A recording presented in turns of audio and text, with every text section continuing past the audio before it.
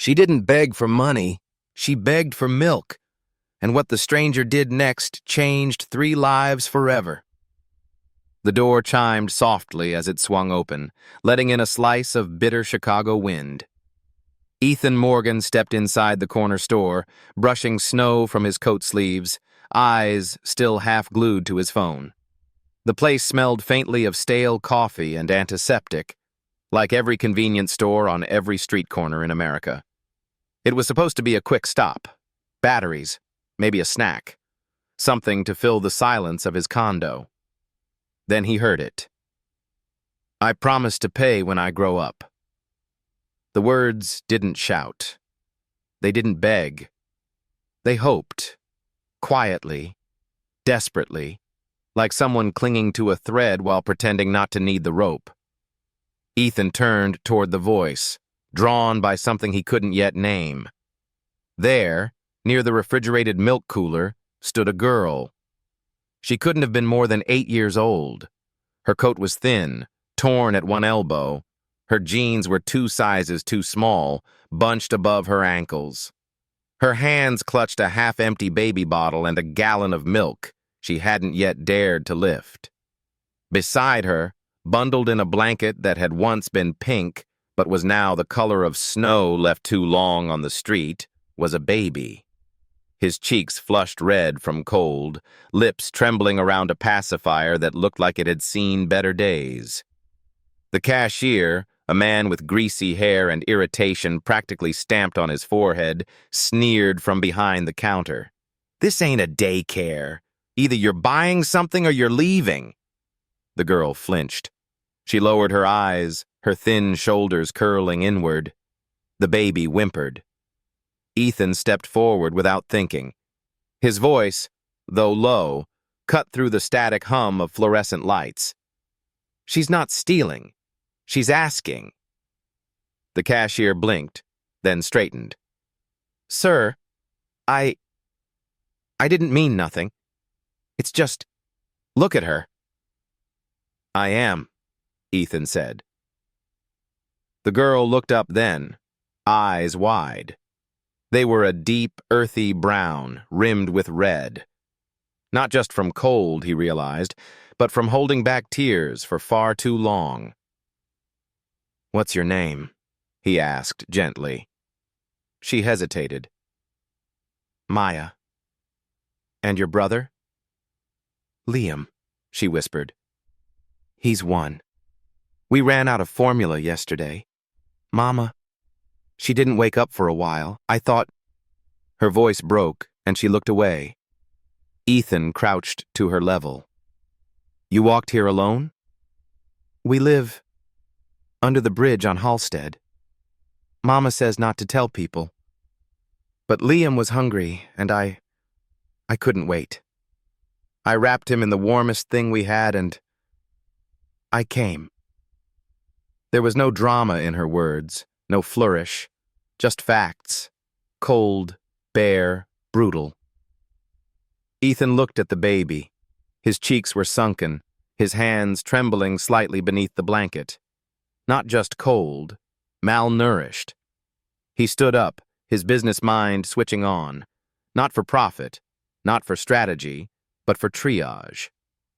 "We're buying more than just milk," he said, taking the jug from her. "Stay close to me."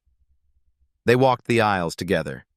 Formula, diapers, baby wipes, bread, soup, a small bottle of children's Tylenol, thermal socks. Ethan barely noticed the stares from other customers.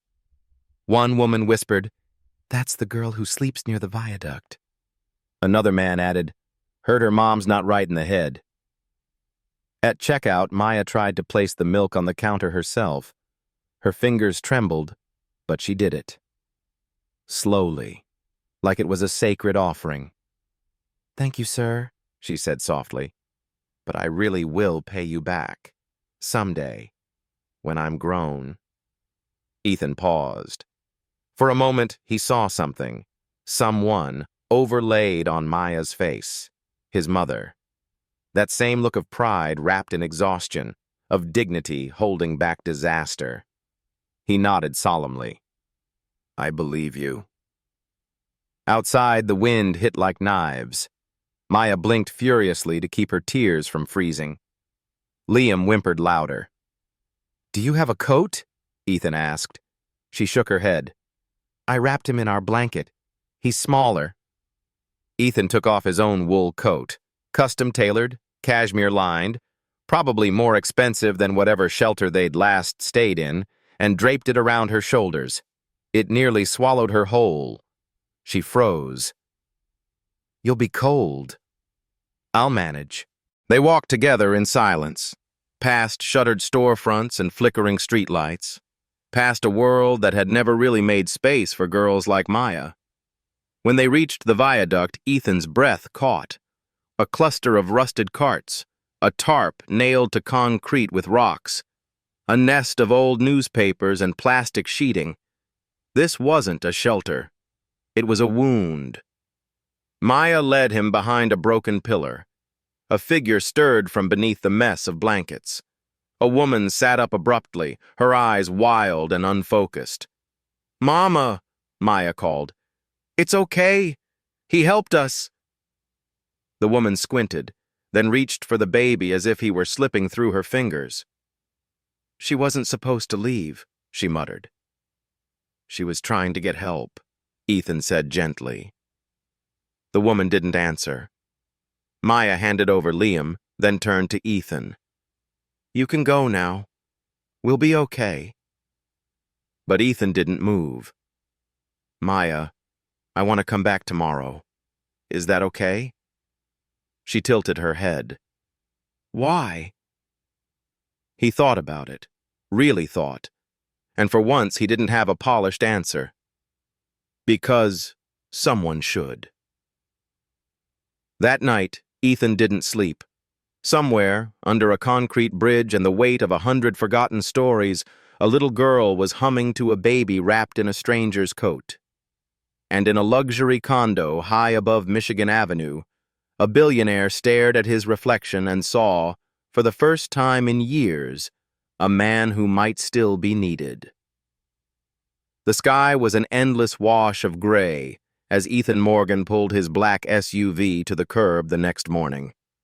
Snow clung to the edges of the street like it, too, had nowhere else to go. He parked half a block from the overpass on Halstead, unsure of what he was doing, but knowing he had to do something. He wasn't wearing his usual tailored suit. Today he wore jeans and an old Navy coat from his college days at Northwestern. He hoped it made him look less like someone who'd never had to choose between gas and groceries. He carried 2 bags, one with food, the other with thermal blankets, socks, and a small plush elephant he hadn't meant to buy, but had anyway. As he approached the bridge, he saw her. Maya was crouched near a cracked sidewalk tile, drawing on the concrete with a piece of chalk the color of faded rose.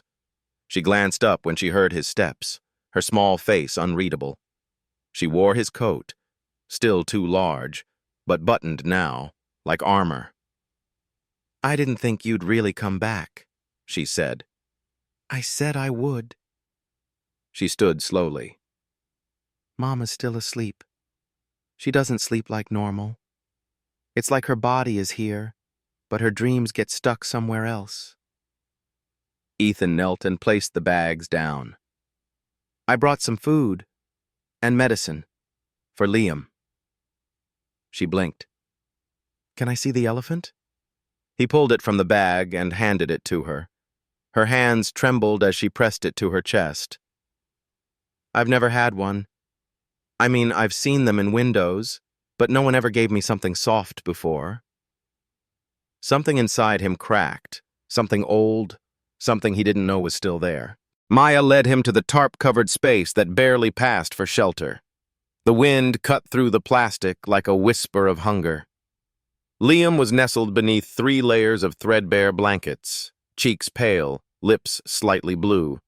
Ethan gently touched the baby's forehead. Still warm, still here. Maya squatted beside him and offered the warm formula bottle Ethan had brought. Liam sucked slowly, and Ethan saw the way Maya's shoulders dropped the tiniest bit. relief in a world that rarely gave any. Then came a sound, ragged coughing from beneath the layers. Sarah. She sat up, her eyes cloudy with exhaustion and something deeper, trauma, untreated. Her hair was tangled, her face gaunt, but there was a quiet fire behind her stare when she looked at Ethan. "You again," she said hoarsely. "The milkman." Ethan gave a small nod. "And more if you'll let me." She rubbed her eyes, as if trying to make him vanish.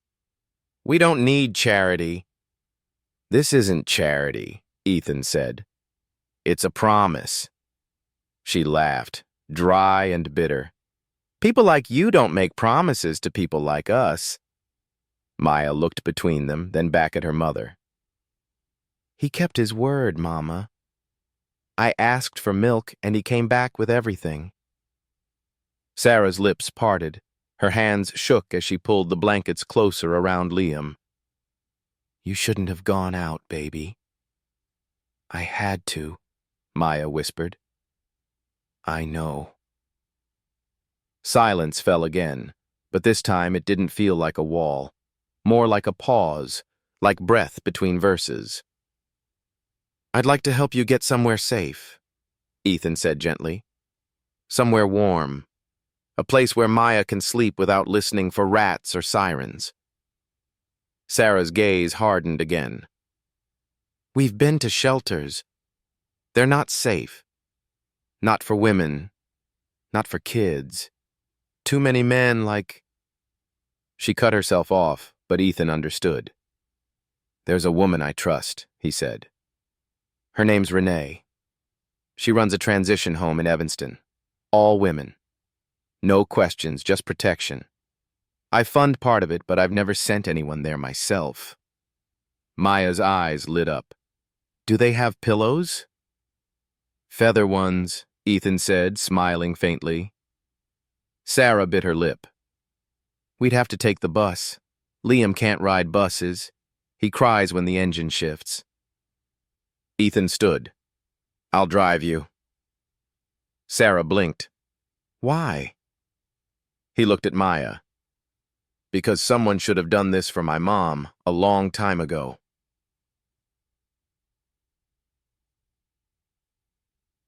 2 hours later, after loading what few belongings they had into the back of his car, they pulled away from the bridge.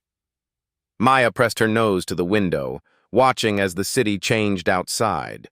Rusted fences turned into red brick buildings, graffiti turned into murals, hopelessness turned into the possibility of maybe. As they drove, Ethan listened to Maya hum softly to Liam in the back seat. Sarah sat silent beside him, her hands twisting nervously in her lap. "I don't get it," she said after a while. "Why now? Why us?" Ethan didn't answer immediately.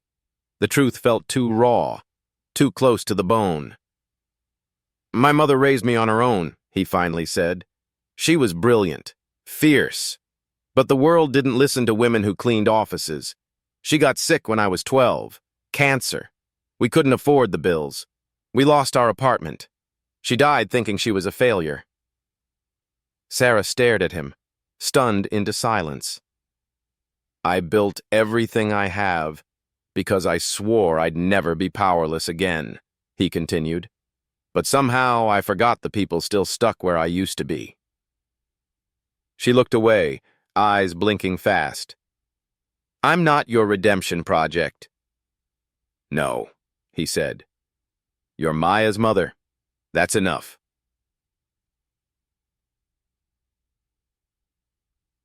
When they arrived at Renee's house, a woman in her 50s with warm eyes and strong arms opened the door. She took one look at Sarah's trembling hands and Maya's worn shoes, then simply said, "Come in." No paperwork, no judgment. Just a threshold crossed, one fragile step at a time. As they walked inside, Maya turned back to Ethan. "Are you coming too?" Ethan knelt beside her. "Not today. But I'll visit. That is, if your mom's okay with it. Sarah met his eyes, still cautious, but something softened. You can visit, she said, but only if you bring more elephants. Ethan smiled. Deal. And then, as he stood watching the door close behind them, he felt something he hadn't felt in years. Needed. Not as a CEO, not as a headline, but as a man. Someone who showed up. Chicago's skyline glittered like ice under moonlight as Ethan Morgan sat alone on the edge of his bed. His phone in one hand, Renee's contact pulled up, thumb hovering. He didn't know what he was waiting for. Permission? A reason? It had been 4 days since he dropped Maya, Liam, and Sarah at the Evanston home. 4 days of pacing past the window, glancing at the coat closet where his old Navy jacket was now missing. 4 days of wondering why one child's promise had taken up so much space in his chest. He finally pressed call. Renee. Ethan, came her warm, no-nonsense voice. I was wondering when you'd check in. Is she okay, Maya? They're all okay, Renee said. Maya's been sleeping with that elephant every night. Sarah still flinches when anyone knocks. Liam had a low fever, but we're monitoring. You should come by. She keeps asking. She does? Renee chuckled. Yes, but only if you bring Coco. Apparently you promised. Ethan smiled despite himself. Then I'd better not show up empty-handed.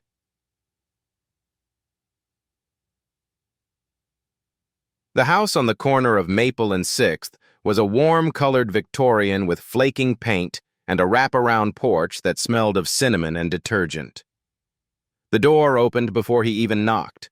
Maya stood there, a flash of white socks and better-fitting jeans. Her hair had been brushed and tied back with a new ribbon, but her eyes were the same, soft, wide, and old for their age. You came back, she whispered. I brought Coco, Ethan said, holding up a paper bag. And marshmallows.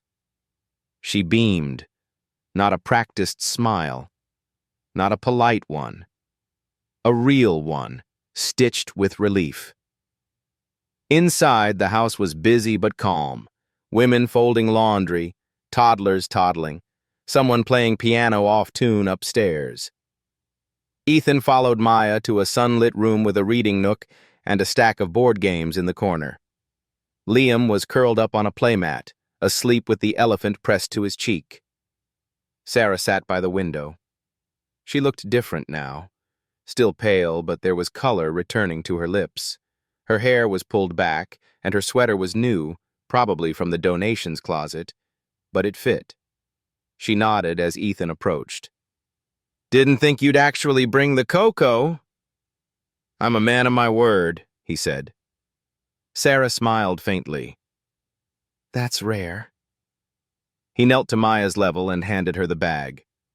She immediately began arranging mugs like it was a tea party. I told Liam you'd come, she said proudly. He didn't believe me, but he's a baby, so I forgive him. Ethan laughed. Wise of you. As Maya hummed and poured, Sarah leaned in. She's sleeping through the night again. First time in months, she said softly. And I've been writing. I used to write poetry. Back before... She trailed off, but the gap said enough. That's wonderful, Ethan said. I don't know what this is between us, Sarah added, eyes scanning his carefully. But thank you for not making it about pity. It's not, Ethan said. It's about remembering and responsibility. She nodded, then turned back toward the window.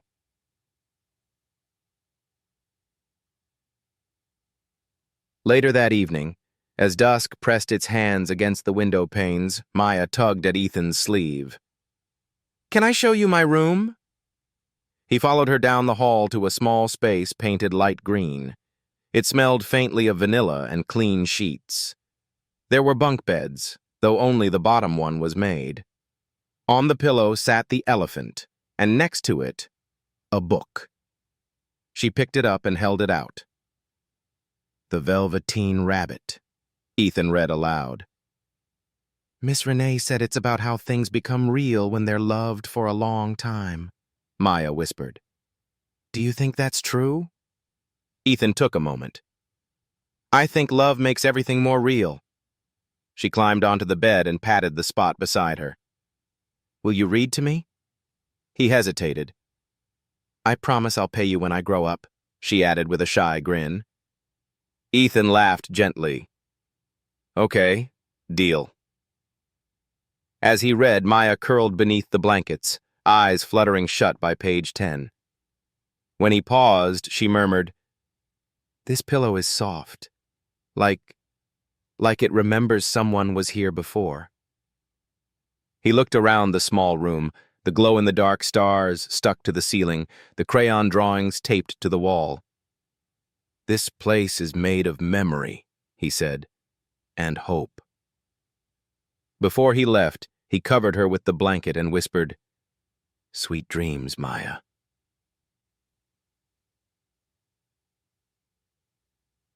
Outside, Renee met him on the porch. "You're doing more than you know," she said. "I still feel like it's not enough." "It isn't," she said. "But it's something. Most people never even give that." Ethan nodded.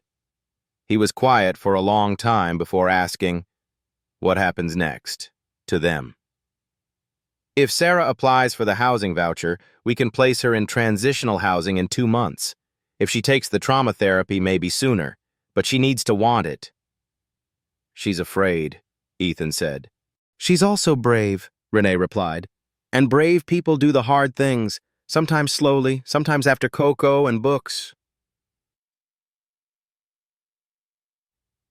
That night, back in his high-rise, Ethan stood in his kitchen holding a mug of lukewarm coffee. He looked around the gleaming silence. The fridge hummed. The view was breathtaking. And yet, something felt less. He walked into the guest room. It was pristine, unused, a room that had never meant anything. He set the plush elephant's twin, he had bought 2, he realized, on the pillow. Then he sat at the desk, opened a blank document, and typed, "Maya's Promise." A title. Maybe for a book. Maybe for a new beginning. Chicago's Daily Center Courthouse always had an air of unease, even for those who'd done nothing wrong. The marble floors gleamed with cold indifference, and the echo of heels and muffled sobs reverberated like ghosts trapped between cases.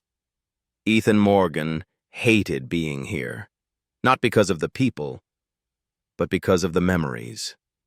He'd once sat in a courtroom like this, watching his mother plead for reduced medical debt in front of a judge who never made eye contact. And now, almost 2 decades later, he returned, not for his company, not for a merger, but for them. Sarah had called him the night before, voice trembling. "They found me, Ethan. Cook County is trying to take Liam." "What?" "Someone from my old shelter filed a report last year, said I was unstable, that Maya and Liam were at risk. They never followed up, but now that I've surfaced again, they're coming." Ethan didn't hesitate. "I'll be there." In courtroom 312, Sarah sat in a charcoal blazer borrowed from Renee. Her posture was straight, but her eyes betrayed the weight she was carrying. Maya sat beside her, her small hand clutching a worn elephant plush like a shield. Ethan arrived just before the hearing began. He wore his suit, not to impress the court, but to remind them that people like him were paying attention to people like her. The CPS lawyer stood, reading from a clipboard without looking up. "Ms. Sarah Daniels has a documented history of homelessness, untreated depression, and multiple missed medical appointments for her children. We recommend emergency temporary custody be transferred to the state until a full psychiatric and home evaluation is completed. Sarah's shoulders tightened, and Maya gripped her mother's hand. The judge, an older man with kind eyes but strict manner, turned to Sarah. "Do you have representation?" Sarah stood. "I don't?" The judge paused. "Then I recommend postponing until counsel is secured." "No," Sarah said firmly. "I want to speak today." The room stilled.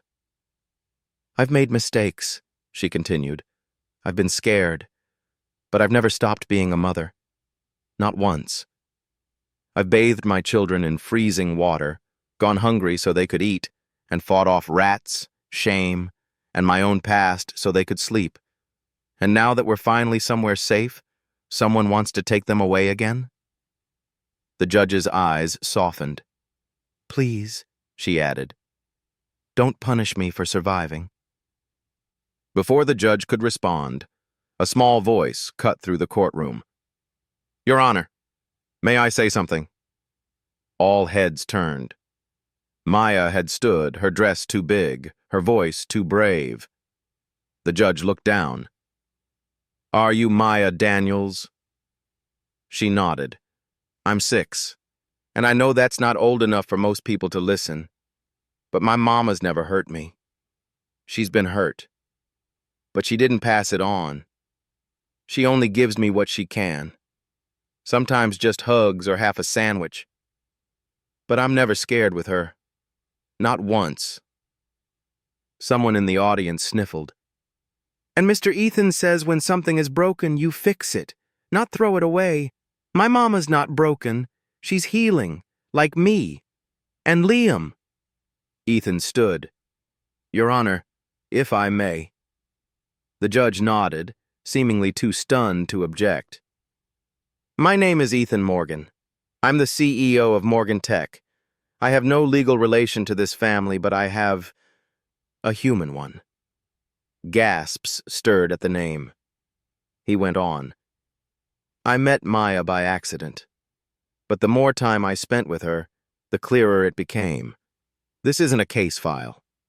It's a story of resilience, of a mother and daughter surviving a system designed to forget them." He turned to Maya, then Sarah. "I'm not here to play savior. I'm here to offer support, stability, and, if the court permits, a financial sponsorship agreement so Sarah can continue therapy, secure housing, and receive supervised wellness evaluations on her terms." The judge sat in stunned silence. "I'll also offer legal assistance at my own expense. No agenda, no publicity. Just the right thing." The judge cleared his throat. "And why, Mr. Morgan, would you offer that for a woman you barely knew a month ago?" Ethan looked at Maya. "Because a little girl once told me she'd pay me back when she grew up, and I believe her." Outside the courtroom, after the temporary order was denied and Sarah was allowed to return to Renee's home with both children, the sun broke through the clouds for the first time in days. Sarah turned to Ethan on the steps. "You didn't have to do that." "I did." Maya looked up at him. "Did we win?" He crouched to her level. "No. We began. That's bigger than winning." Sarah took a deep breath. "This isn't over, is it?" "No," he said gently. "But you're not alone now." That night, Maya wrote in a new notebook Ethan had given her. On the first page, she wrote, "Sometimes the courtroom isn't where justice ends. It's where it begins." The rain hit Evanston like a warning, thick, urgent, and unrelenting. Tree limbs groaned under the weight of the storm, gutters overflowed, and the old roof of the transitional shelter leaked in 3 different rooms. Ethan Morgan stood in the entryway, soaked from running across the street after parking his car 3 blocks away. The power had just gone out. The flicker of candles and battery-powered lanterns made shadows stretch long against the pale walls. Yet in the middle of it all, Maya laughed. She was chasing Liam through the common room with a dish towel tied around her shoulders like a cape. Her laughter bounced off the walls, wild and real, as if the storm were nothing more than a background song. Sarah watched from a nearby sofa, her hair damp but her eyes bright.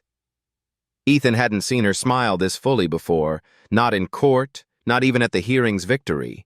This was different. It was unguarded. "You came," she said as he entered, wringing out his sleeves. "I always come," he replied, handing her a small bag. "Flashlights and extra diapers. Don't ask how I figured out the brand. I interrogated 3 moms at Target."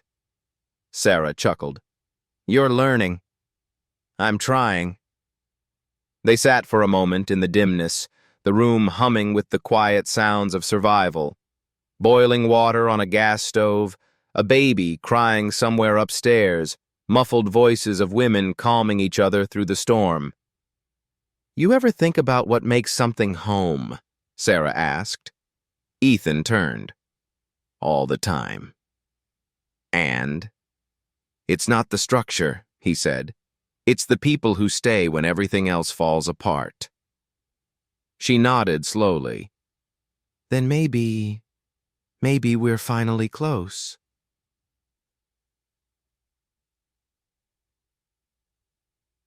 Hours later, when the worst of the wind had passed but the rain continued in sheets, a leak burst open in the nursery ceiling. Ethan didn't hesitate. He jumped into action, grabbing towels, buckets, even an umbrella. He and 2 shelter staff managed to relocate the cribs before water began pouring in. When it was over, he looked up to find Sarah holding Liam, her eyes soft with something unspoken. "I never thought I'd see someone like you crawl under cribs," she said. "Turns out, I'm not as breakable as I thought." She stepped closer, still holding Liam. "You know, Ethan, the old me would have pushed you away by now. Told myself you were just another man who'd disappear when the guilt wore off. And now? Now I think maybe the guilt was never what brought you here." He didn't answer. He didn't need to. Later that night, Ethan stayed. He hadn't meant to. He was supposed to drop off supplies, maybe stay for dinner. But now he sat on the floor in a borrowed t-shirt and sweatpants, with Maya curled up beside him, telling ghost stories that weren't scary, just silly. Sarah sat nearby with a notebook in hand, jotting down lines of poetry between sips of instant coffee. When Maya finally dozed off, her small head resting against Ethan's shoulder, Sarah whispered, "You're good with her." "I'm not a father," he said quietly. "You don't have to be to love a child." He looked at her, eyes serious. "But I'd want to be, if I had the chance." Sarah's expression flickered. Surprise, fear, hope. She looked away, then back again. "You're not just talking about Maya, are you?" "No," Ethan said. "I'm talking about all of it. You, Liam, the chaos, the morning feedings, the tantrums, the forgiveness. I don't know how to do it right, but I want to try. If you'll let me." She put her notebook down. "I'm still broken in places." "I've got glue," he said. They both laughed, but it wasn't nervous. It was true.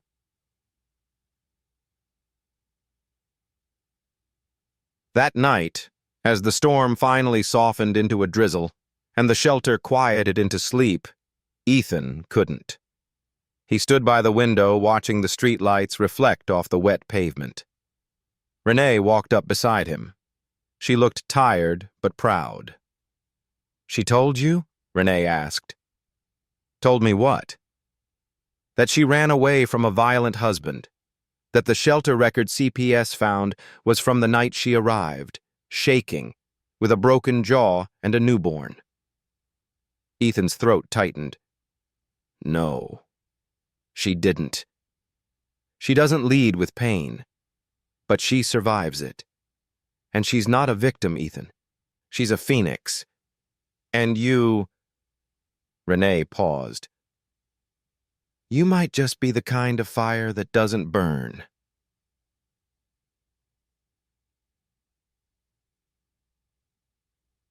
Before dawn, Ethan left a note on Maya's sketchpad. Every storm ends. I'll be here when the sun comes back. And beside it, he left his navy jacket, folded neatly, warm. The ballroom at the Hilton Chicago shimmered under a cascade of crystal chandeliers.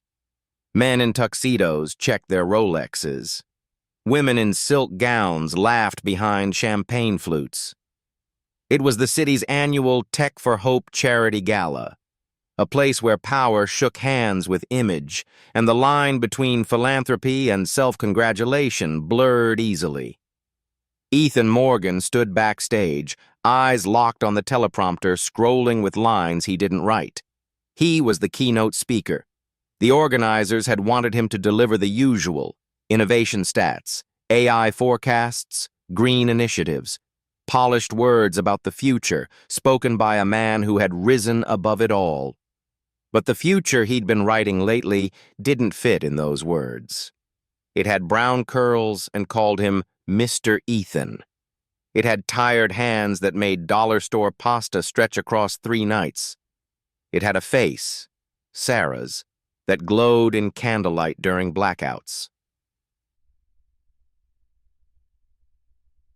Renee stood beside him, clipboard in hand, whispering, "Still time to change your mind.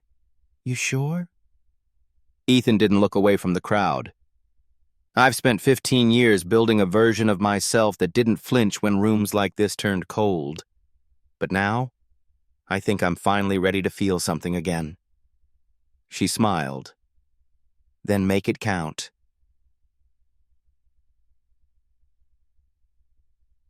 The stage lights hit him as he stepped forward. Applause filled the air, polite and expectant. The kind that says, "Entertain us." Ethan didn't begin with numbers. He began with silence. A long one. Then, finally, "Last week, a 6-year-old girl offered to pay me back when she grew up, for a gallon of milk." The ballroom went quiet. She was barefoot, cold, holding her baby brother. She didn't ask for pity. She asked for credit. She believed her future had value, even when the world around her didn't. A few heads turned. I'm supposed to stand here and tell you about breakthrough patents, corporate growth, and the millions we raised for tech inclusion. But what I really want to tell you is this. We live in a world where a child thinks she needs to earn the right to eat, where a mother works 3 jobs and still worries she'll lose custody because she can't afford daycare, where philanthropy means writing checks from glass towers without ever stepping into the storm. A woman in the front row lowered her glass. I was one of you, still am. I sat at these tables and told myself progress was enough, that donations and foundations made the world better. He looked around. But then I met them. Maya, Sarah, Liam, and I realized progress without proximity is just ego. If we want to build a better world, we have to get off the stage and into the shelter, into the courtroom, onto the floor with a child who just wants her mom. The room had gone still. No more polite smiles, just listening, feeling. This year, I won't be pledging $10 million to an AI accelerator in Dubai. Instead, I'm founding the Maya Initiative, a multi-city program to provide legal aid, housing assistance, and trauma recovery for single mothers and displaced children. He paused, emotion in his throat. Because no one should ever whisper, I promise to pay when I grow up, just to be fed. He stepped back from the microphone. No music played. No applause came immediately. But then, from the far side of the room, a hand clapped, then another, then the room rose, all of it, not for the billionaire, but for the man who finally told the truth. After the gala, Sarah waited for him outside. She wore a thrifted navy dress Renee had altered with care. Liam slept in a wrap against her chest. Maya stood beside her, beaming. "You were supposed to read from the teleprompter," she teased. "I edited it. Live," he said, grinning sheepishly. Maya tugged his jacket. "You said my name on a stage." "I did. To the world. To the people who could help change it." She beamed. "You're kinda like Batman." Sarah laughed, only with less growling. Ethan knelt in front of Maya. "You inspired something bigger than both of us tonight. One day, when you grow up, you'll see how many doors you opened." Maya tilted her head. "Will they know I was just hungry?" "They'll know you were brave."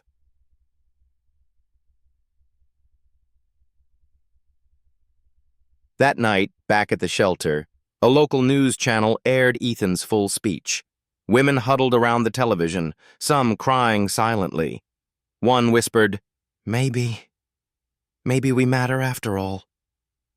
Upstairs, Sarah sat beside Ethan on a creaky cot.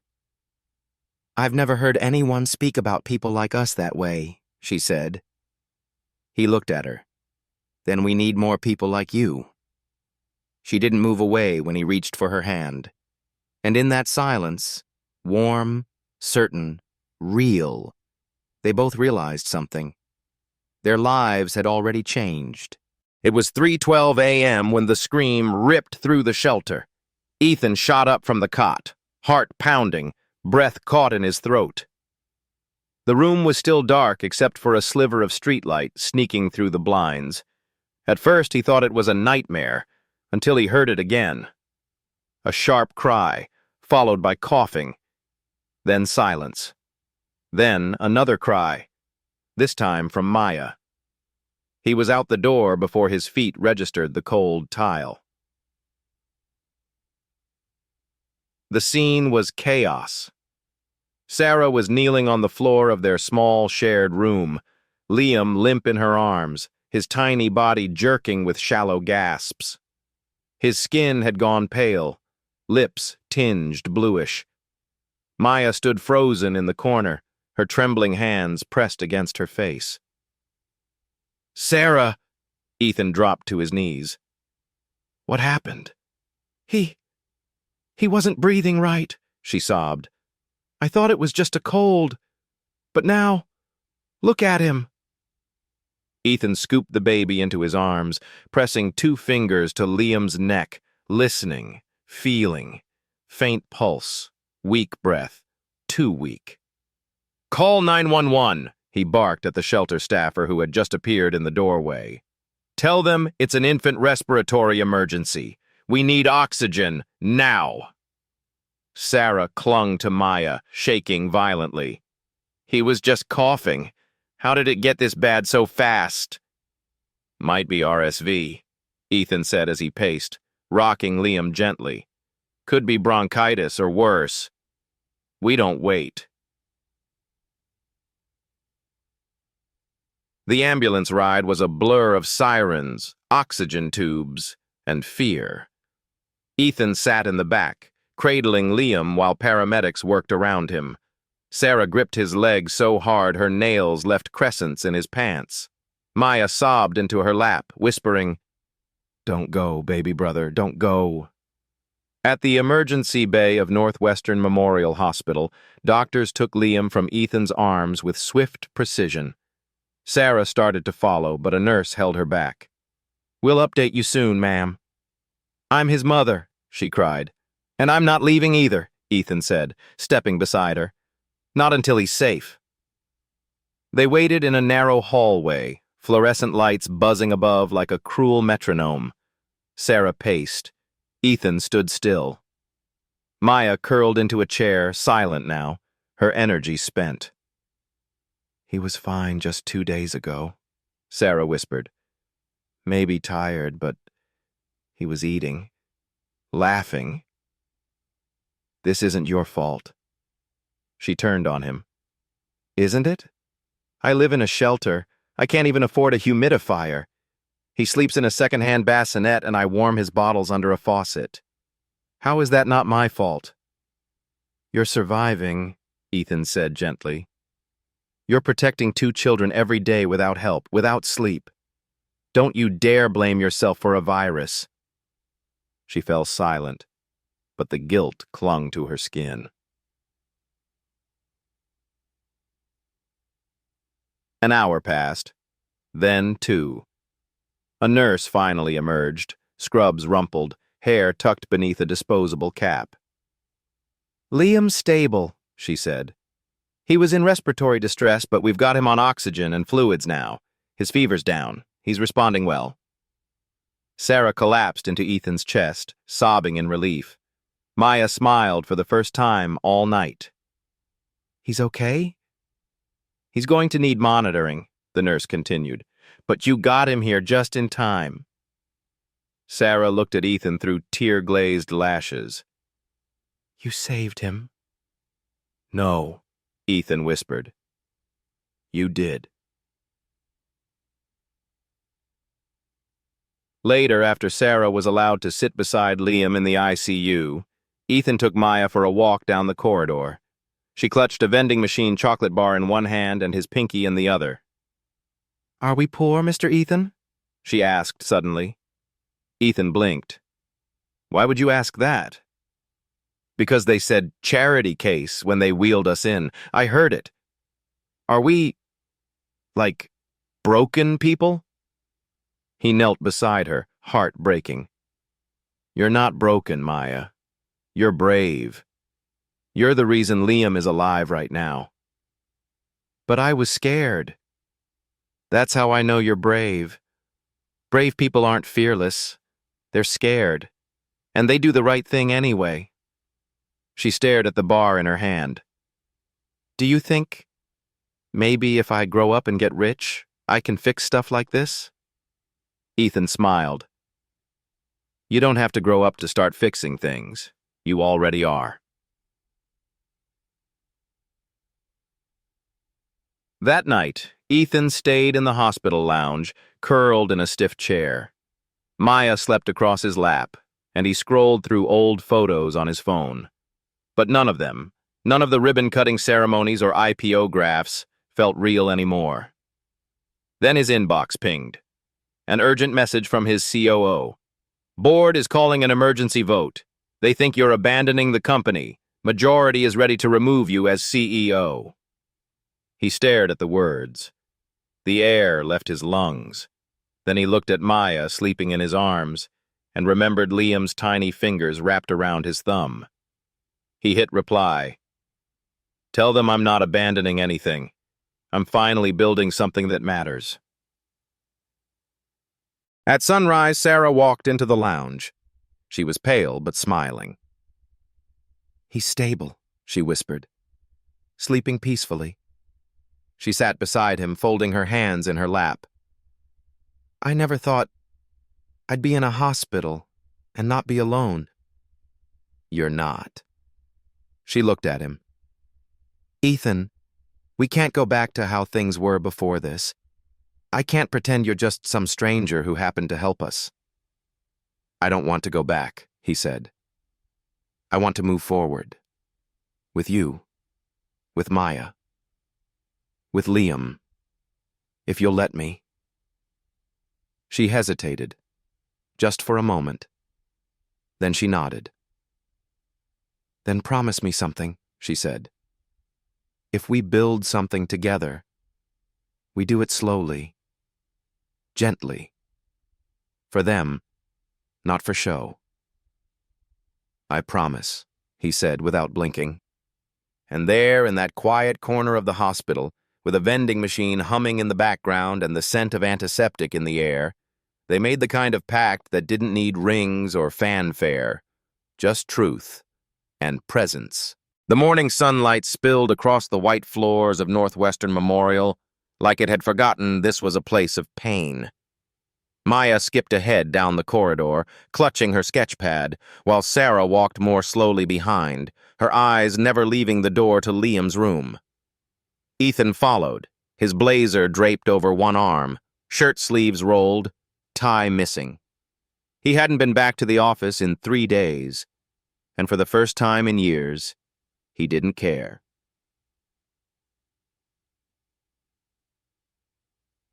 Liam was awake, alert, babbling through the oxygen cannula taped to his cheek.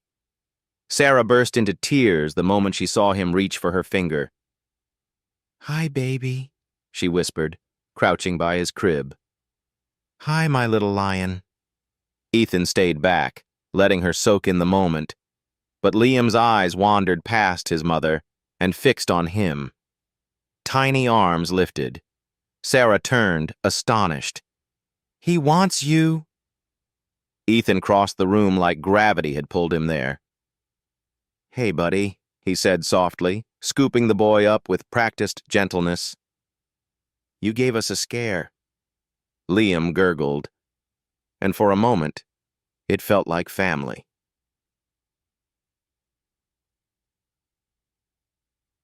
Later that afternoon, Sarah and Maya were invited downstairs to the hospital's Family Resources Center. Ethan stayed behind, watching over Liam as he slept. The boy's breathing was easier now, rhythmic and steady. It gave Ethan time to think. But what haunted him wasn't fear. It was clarity. He'd lived 40 years chasing impact measured in charts and headlines. But these last weeks, he'd built something with no PR, no press release, and it meant everything. He scrolled through his messages, board members, investors. One line caught his eye. "They're considering legal action if you don't return to leadership immediately." He stared at it, then deleted it. When Sarah returned, she was holding a tote bag filled with donated toys and formula. But her face had changed. "What happened?" Ethan asked. She sat slowly. "A man from the hospital's legal team pulled me aside. He said Child Protective Services flagged Liam's case because of our shelter status. He said someone might challenge my custody." Ethan froze. "That's not possible." "He said, unless I can prove stable housing and income within 30 days. Her voice cracked. "They could take him." Maya stood in the doorway, watching, clutching her drawing of Ethan holding Liam. Sarah whispered, "They'll split us up." "No," Ethan said, already reaching for his phone. "They won't." Yet. That evening, back at the shelter, Ethan sat across from Sarah at the little kitchen table. Maya was asleep on a cot in the next room, curled beneath a donated quilt. A storm brewed outside, wind rattling the window panes. Ethan placed 2 papers on the table. One was a letter from a property management firm. The other, a letter of employment. "I bought you a house," he said softly. "Not in your name. Not yet. It's in trust. You can transfer it whenever you're ready." Sarah's mouth opened, then closed. "And the second?" she whispered. "A formal job offer. Head of Community Outreach for the Maya Initiative. Full salary, health benefits, autonomy. You'd be shaping the program from the ground up." She stared at him, disbelief flooding her features. Why would you do this?" "Because I believe in you. Not as a gesture, not as charity. As a partner." She shook her head. "I don't want to be someone you rescued." "You're not. You rescued me." Tears slipped down her cheek. He reached across the table, not forceful, not presumptuous, and laid his hand over hers. "If you say no, everything still stands. I'll help you fight. I'll stay. But if you say yes..." We start building something that's never going to fall apart again. Sarah stared at the papers, then at the man who had entered her life over a gallon of milk. The next morning, in a courtroom bathed in gray Chicago light, Sarah stood in front of the judge, her voice steady. I now have employment, a salary, a home. My children are safe, and I have support, not just financial, but human, emotional. Ethan sat in the back, Maya beside him, legs swinging. The judge leaned forward. Are you prepared to assume full custody with all legal and physical responsibility? I am, Sarah said. And will there be a stable male figure present in the child's life? Sarah turned, met Ethan's eyes. Her voice softened. Yes, she said. There already is.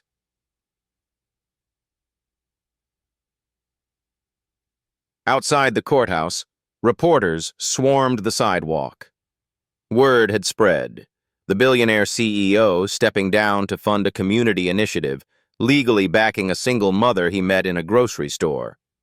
One shouted, Mr. Morgan, is this some kind of redemption stunt? Ethan smiled gently.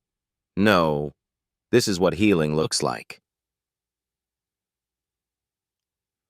That night, Ethan took Sarah and the kids to the new house. It wasn't huge, it wasn't marble or gated, but it had warmth. It had a backyard with space for Maya to run, a nursery for Liam, a kitchen where Sarah stood quietly, touching the counter like she couldn't believe it was real. You did this, she said. We did this, Ethan replied. They didn't kiss. They didn't declare love. But when Maya called from the living room, Mom, Mr. Ethan, come see what I built, they moved toward her at the same time. And neither let go of the other's hand. 3 months later, the house on Prairie Lane had settled into its own kind of music. Morning coffee brewed in a rhythm now. Maya's shoes clomped down the hallway like a parade, and Liam's giggles echoed off the living room walls. The kitchen clock ticked slightly offbeat, but no one bothered to fix it. Sarah stood at the sink in her pale blue sweater, watching Maya in the backyard, where Ethan knelt in the soil beside her. They were planting tomatoes. I think this one's crooked, Maya said, frowning. That's okay, Ethan replied. Some of the best things in life don't grow straight. Sarah smiled. She placed a warm bottle of milk into Liam's waiting hands, who kicked with delight in his bouncer seat. There was still formula stacked in their pantry, donated. But now, it didn't feel like charity. It felt like safety.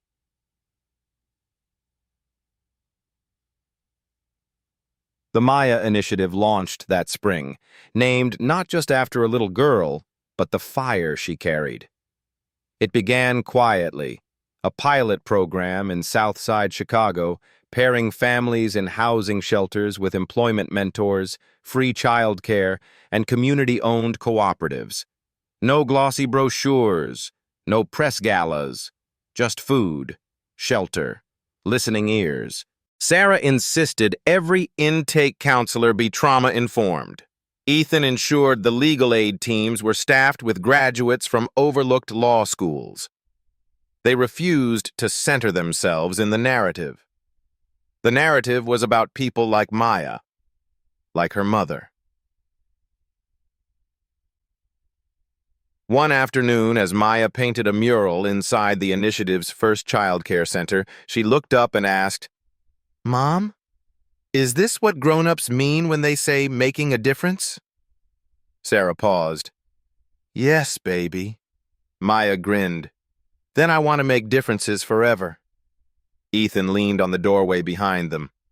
She's already making more than most politicians. Sarah chuckled. She's her own party.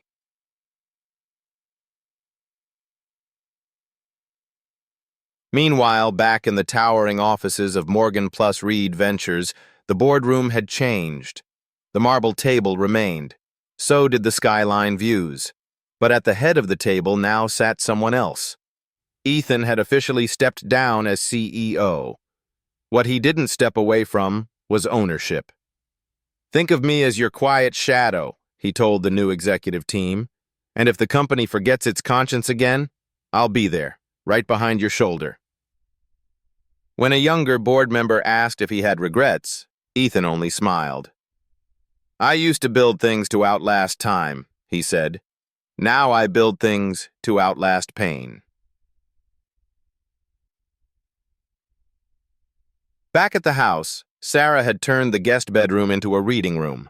Not for herself, but for other moms from the shelter who needed a warm place for job interviews, Zoom trainings, or just a quiet moment.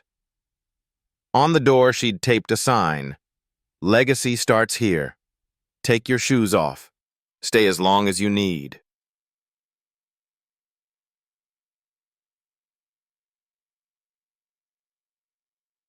One evening, while rocking Liam to sleep, Ethan whispered into the child's ear, "You're going to grow up knowing you were never a burden. You were always the beginning." And maybe Liam didn't understand the words, but he smiled in his sleep. That weekend, they threw a block party. Just one street, a grill borrowed from next door, fold-out chairs from the church up the hill.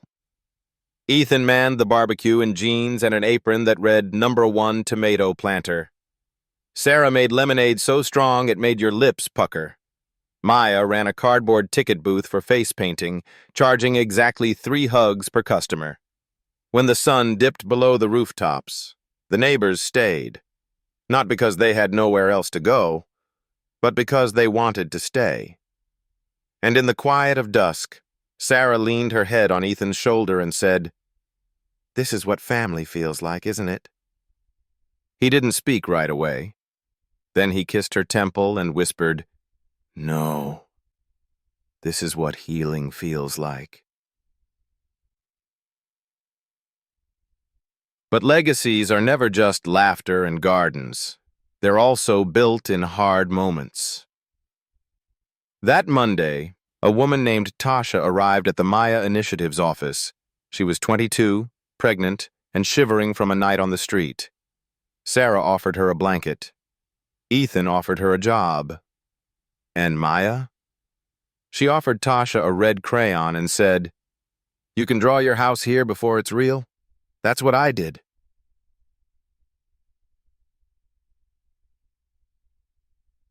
Later that night, after Liam had fallen asleep and the house had quieted, Ethan opened a drawer in his study. Inside was the contract Morgan Reed had offered him to return. It had 6 zeros. Stock options. An open door to the world he'd once ruled. He picked it up, tore it in half, and placed the pieces under a framed drawing from Maya. Stick figures. One tall, one with curls, one small, with a baby in her arms. 3 words written underneath, in uneven crayon. "We are home." Autumn came gently to Evanston, painting the trees in colors that looked like warmth, had learned how to dance. On Prairie Lane, the front porch had turned into a reading nook. A wind chime sang with each breeze.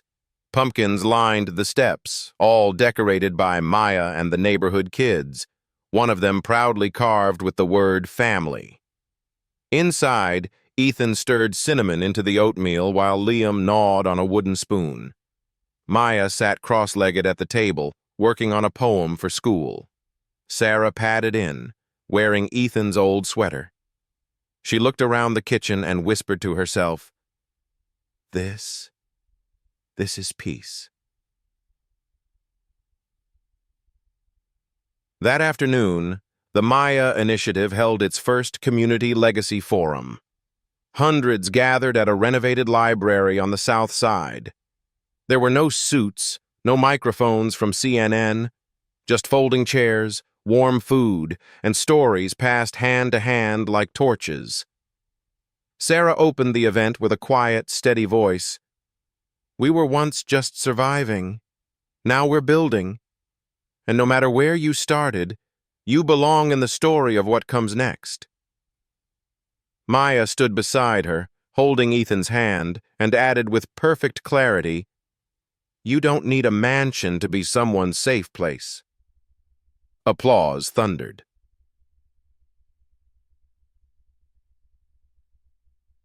In one corner of the room, a man who used to sleep under bridges sat beside a retired nurse and helped her fill out her Medicare forms. In another, a woman named Tasha held her newborn baby and passed along the same red crayon Maya once gave her, this time to another frightened teen girl who'd come in from the rain. Each act was quiet, small, tender. But in that room, they lit a fire, and the warmth stayed.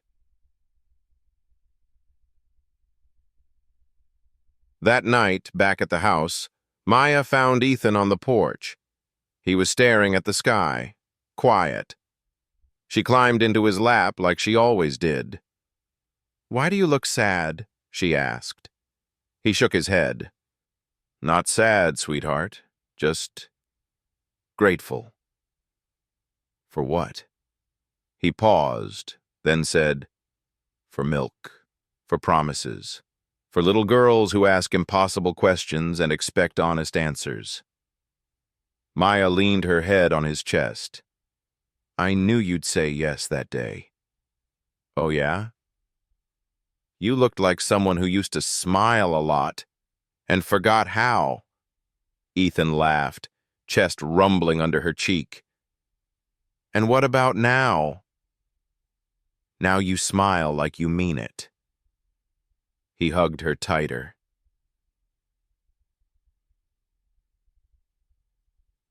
A week later, Sarah found an old notebook in Ethan's study. It was leather-bound, untouched, but inside, in his handwriting, was a single entry. Project Maya. Goal, not ROI, not market share. Goal, heal, stay, witness. If it helps one life breathe easier, I'll have done enough. Note to self. She paid me back the day I stopped running. Sarah closed the notebook slowly. Tears ran down her cheeks, not of sadness, but of recognition. Years passed, quietly. The house remained. Liam took his first steps between the kitchen and the front door. Maya grew taller, bolder, sharper. One day she brought home a college brochure and declared she would be a social worker, like Mom, but with a bit more glitter. Sarah and Ethan never married in a big ceremony, but every birthday they renewed their vows in whispered promises across the kitchen table over candlelit pancakes. "I'm still here. So am I." 10 years later, at a university lecture on community healing, a guest speaker took the podium. She wore her natural curls like a crown and carried herself like she knew the stories of 100 others in her bones. Maya Morgan opened her talk with this: "Once, I promised to pay for milk when I grew up, and someone believed me. He didn't just give us milk. He gave us time, shelter, safety. And then he stayed. That's how you build a legacy. Not in buildings, but in staying when everyone else leaves." In the front row, Sarah held Ethan's hand. His eyes glistened. So did hers. And beside them sat Liam, now tall enough to drive but still gentle enough to cry when his sister spoke.